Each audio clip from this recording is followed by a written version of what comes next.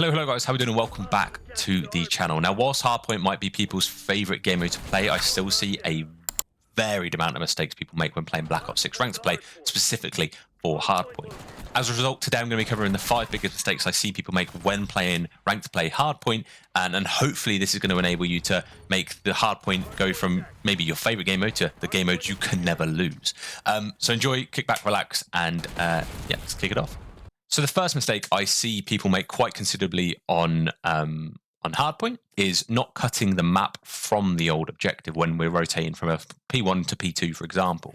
And when I say cutting the map, it's basically holding an angle and covering an angle, which enables you to stop an enemy from getting from point A over to point B. Now, we've got an example here on Vault. Moving into P4, the blue team have managed to lose the gunfights towards P3, and the red team have managed to get a decent amount of control over P3. Now, what the blue team are doing are rotating early to P4, and they're setting up as if P4 was already up, which I don't mind. This is actually a good setup to hold P4 from. You've got someone statue looking mid, you've got someone top P4 looking, both areas. It's a good setup when P4 is already established. And I see people do this a lot. When they rotate as if they rotate to a position that's useful if the hill was already active, not necessarily cutting the map to new.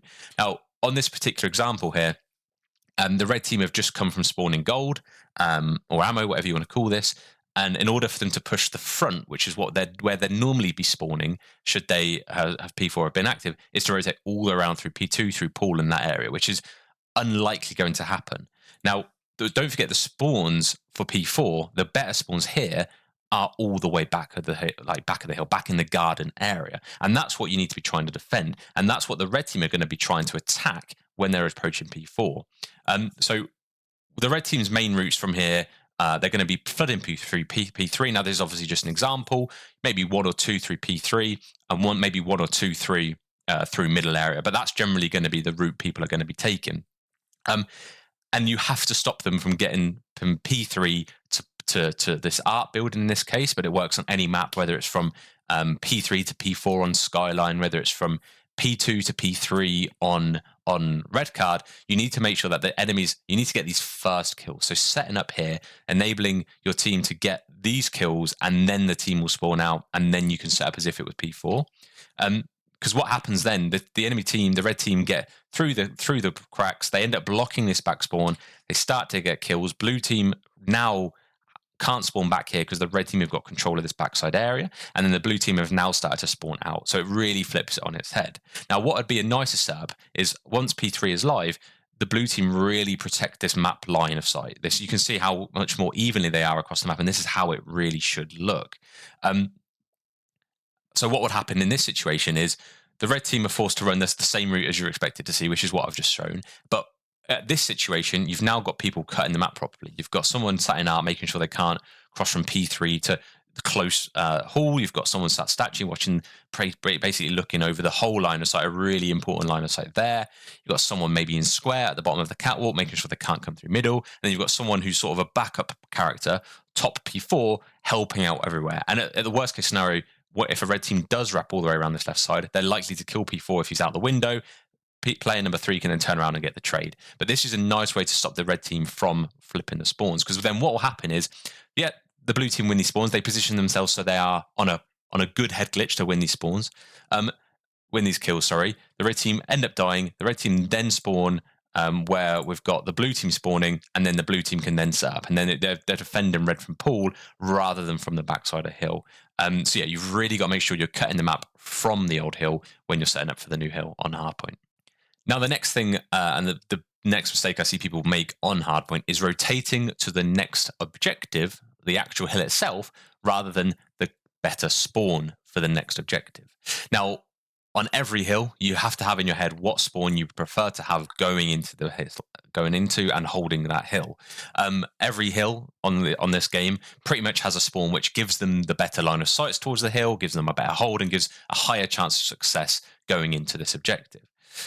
On P2, on Red Card, which is where this example is being used, there are 3 main spawns: trophy, back calf, and then sort of middle hedges area. The beneficial spawn to have here is mid-hedge. When you watch the CDL, the pros will all rotate to this objective, this hill over this spawn over the others. You'll see they'll really fight for hedge control going into P2.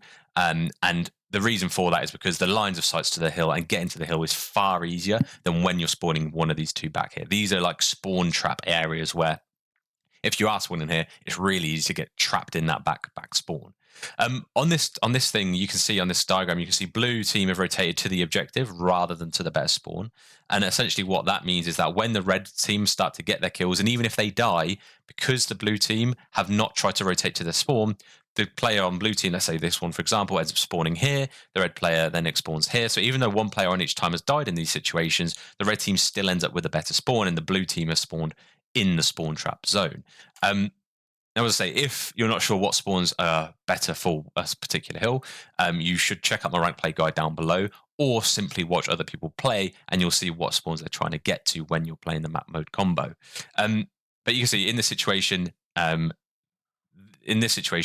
red team have got the better spawns, and they're gonna probably, obviously, if they're the better team, they will likely get more hill on P2 because they've got the better spawn, and that's just generally how it works. Now, what the blue team should have done, instead of just settling around P2, the two players who actually go to rotate push through, try and fight for this green spawn, even though they don't have it. This is where the gunfight should take place, not here. They need to really try and fight for that spawn. Once they get the kills, the red team, because of the blue team presence, the red team will then start spawning in the spawn trap, and then it's easy peasy from there. The blue team can then position themselves around this hedge spawn area and then progress as it continues. Obviously, it's hard you've got to win gunfights for this to happen, but when you're rotating to a hill where a certain spawn is better, try and get control of that spawn before getting on the objective itself. Now, another thing I see people fail to do is making space when they have the opportunity to do so. I'm going to go through an example here. Obviously, I'm not going to leave it at that. But making space is essentially that when you get a couple of kills, you push up and almost choke the enemy into the spawn. As long as you've got someone blocking the back spawn, you can do that and really stop them. It basically makes the first gunfight they have off their spawn between them and the objective rather than on the objective. So we're going to take this situation here where we've got the blue team relatively set up. They're sat on P4, they've got all the lanes covered. You know, you've got this player watching the top steps, you've got this player watching kitchen. This is the situation we have. They're in a good position. They get a couple of kills. They win their gunfights, and they continue to sit there. The red team then spawn kitchen, and they don't move. Okay, and that's the mistake people are making. Okay, they don't move once they've got a couple of kills, and they can really choke the enemy into their spawn. What happens then? It allows red team to just aggress. They know exactly where they're going to be sat. There's no difference. They're taking the gunfights on the hill, and because they've just taken gunfights, the chances of these guys being weak is probably quite high, or at least half health or something like that. They're going to be damaged, considering that we're playing people that are probably even amount of skill ability in ranked play. And then what happens then? They get the trades, and because the red team weren't pressured coming off of spawn, they've just taken the next gunfights on the hill, managed to get a couple of kills, and now the blue team are spawning out. Now, that's what happens when you just sit in a hill, wait for the enemies to come, you get a couple kills, and you stay put and you wait for the enemies to come. Now, what should have happened, if we rewind this back to the very beginning when these players got their original kills, is they should have then progressed up. So as you can see here, player number 4 has tried to take space towards this R area. Player number 3 has replaced player number 4 on time, and then player number 1 progresses up towards kitchen. And what you can see that creates is player 1 is then able to cut the map in half, and the red team are no longer spawning here because of blue team's positions. The first gunfights that these players have to worry about is killing this guy first, which means these guys are going to, 1, potentially not cross at all, and 2, if they do cross, they're going to be weak, and 3, if they manage to cross, they're probably going to take a little bit longer to cross because they've got to deal with number 1. They've got to try and be a little bit silky getting across the map. You've also got this player who's trying to own art. Let's say they lose that gunfight. It is what it is. Player number 7 is likely to be weak. Player number 5 can then for the trade, and then player number 2 can sort of pick up the pieces behind. But the important thing is you've got a player blocking, and once you've got a player blocking, you get a couple teammates and enemies down. You have to push to make it really difficult for them to get anywhere near the objective. Now, this is just an example on Skyline, but of course it works on any map where there's a space where you can just get into between where the enemy is spawning and where they need to be, the current objective. Now, the next thing I wanted to cover in today's video is people not actively controlling the spawns. Now, I know this is hard to do when you're not necessarily a 4-man, but as a solo player, you can be the one that controls spawns. It takes one person to block a spawn. A really good example of this is P4 Protocol. If you imagine this is underground, unfortunately, the map doesn't show what's happening underground here. But if you can imagine underground, you've got P4 active, and this is the likely setup. You have someone sort of spiraling, you have someone in the lift, you have maybe 2 players sat around the hill somewhere, being in the middle. And the problem with this is that it leaves guesswork open. You've got 2 main spawns, this side and this side, and because no one's really actively controlling the spawn and it's hard to call out where the enemies are going to be spawning, they have to cover all areas. They have to make sure they've got someone watching the lift, they have to make sure someone's watching the spiral, they have to make sure people are watching either side of Big Door because they don't know whether they're spawning P3 side or Granny side. And that, as you can see, is a little bit of an issue for the player that is watching the side where they're spawning. You can see how isolated player number 4 is. Obviously they're going to get help from the players on the objective, and player number 3 can turn around as soon as they see someone. But there's no point leaving it to guesswork. The player number 4 is clearly isolated with 1, 2, 3, maybe a full team potentially when you're actually playing this game mode on ranked play. And that's all happened because they haven't got someone actively controlling where the enemy team is spawning. Now, a better setup can look like this. Based on where these guys are positioned, you've got no one sort of push spiral area. You've got the 2 players sat on objective. You've got a player sat bottom left watching the hill, and you've got a player sat player number 3 looking sat top P2 looking round this right hand side. And you can see how much easier it will be to hold it from this angle because blue team know for 100% certainty that the red team are going to be spawning spiral side. That's all they need to focus on. They're either going to be coming from the boat side, which is where player number 3 can cover, but the rest of them can literally watch the spiral area. Now, there is a risk, obviously, of someone going up top and pinching, but if that's the situation, you can have a player number 1 sat in Granny's windows looking across in any case, and that will do the same blocking. Player number 3 can then join the objective down below and help out there, and maybe put a little bit of an emphasis maybe towards Big Door, for example. But that's how it should be. You really, when you're not sure of where people are spawning, take action to make it so that you do know. And that sort of happens on control as well. If you can really manipulate spawns, you can guarantee where the enemies are spawning. It enables you to focus the hot area that they're likely to be pushing. And then the final thing I wanted to cover today is using utility incorrectly. That's a massive mistake I see people make on Hardpoint. And when I say utility, that means Semtexes, frags, concussions, flashes, and trophies. Now, talking about stuns and frags, you can use them intermittently together. Stuns don't just have to be used when you know an enemy's there. Use a stun to make sure an enemy isn't there. That gives you just as much info as a stun on an enemy. If it doesn't get anyone, you know no one's there. If it does get a stun, you know an enemy's there. This is really good for breaking hills as well and just rinsing through their trophies. Use your stuns first, followed then by your nades, because the chances of the stun, the nade coming in, following the stun, getting rid of the trophy, because the trophy can only wipe out 2 projectiles, or 3 projectiles, sorry, is higher. So that's the order you want to throw your things at. And then when you're breaking a hill, if you're struggling for a line of sight and you can't quite break a hill, you should not be pushing a hill unless you've already used your stuns and nades.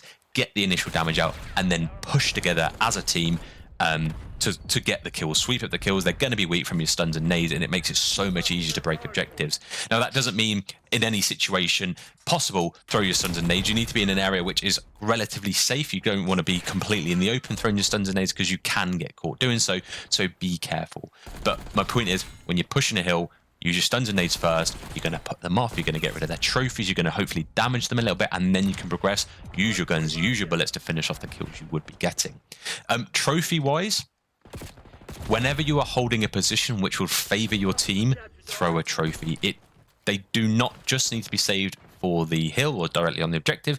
If you're blocking a really good spot and you're on a nice heady, making sure that, and you're the only one blocking, you obviously don't want to die, throw a trophy at your feet. If you're somewhere cutting the map, really making it really difficult for the enemy to get from A to B, or from wherever they're spawning to the P4, for example, throw a trophy at your feet because you're the one that shouldn't be dying in that situation. So yeah, stuns and nades properly is a massive thing that can separate and benefit a not so great team to a better team. And that's going to be it for today. I hope you enjoyed the video. I hope you found some of it useful. There are obviously hundreds and hundreds of really unique mistakes I could have pointed out in today's, but these are some of the main ones that I see consistently in the VODs you guys send me, when I'm playing ranked play myself, when I'm watching other players play ranked play. It's a mistake I see. These are mistakes I see quite commonly. So hopefully you've learned one thing. And if you have learned one thing, I'd love for you to like the video, subscribe if you're not, and comment showing me your thoughts. Enjoy the rest of your videos, and I'll see you in the next one. Ciao for now. Hardpoint identified. Hostiles attached to hardpoint. Hardpoint locked down. Perfect execution.